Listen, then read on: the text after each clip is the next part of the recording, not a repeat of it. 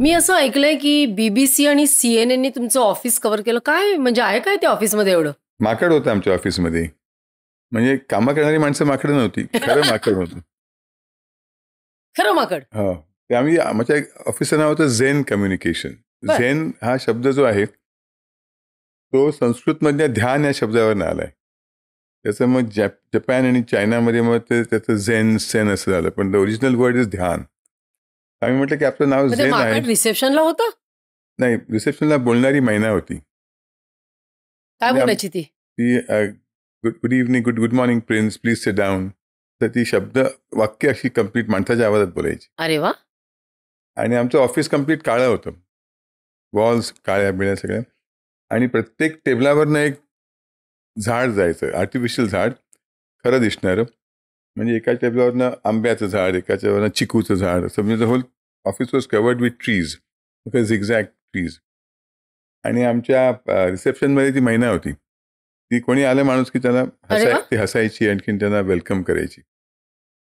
आणि ऑफिस सगळं आमचं काळं होतं असं. आणि माझी खोली अशी, जी माझी कॅबिन जी होती, त्यात अर्धं कॅबिन ज्यावर मी बसायचो तिकडे एक झाड होतं, and that was firm ground. आणि अर्धं जे कॅबिन होतं that was a fish tank फ्लोअरवरती. मी काच होती आणि आतमध्ये पिराना मासे होते. हो. आणि मी इथे बसलोय, माझ्या समोर जे होतं गेस्ट प्लीज, त्याच्या पाठी एक खिडकी होती मोठी अशी, फुल खिडकी.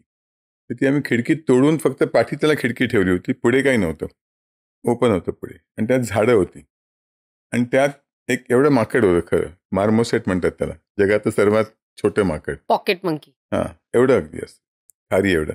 तर ते माकड होतं. आणखीन एक माझ्याकडे मोठा मकाव पक्षी होता. दोघे एकत्र राहायचे, तो माकड आणि पक्षी. आणि माझ्याकडे एक बुलडॉग होता. तो बुलडॉग माझ्या ऑफिसला यायचा. माझ्याकडे कोणी क्लायंट आला की तो त्या काचेवर बसायचा. त्याच्या पायाखाली पिराना मासे होते. आणि तिकडे मी एक असं प्लास्टिकचा सांगाडा घेतलेला, ज्यात ते असे बबल देतात, ते एरेटर म्हणतात त्याला.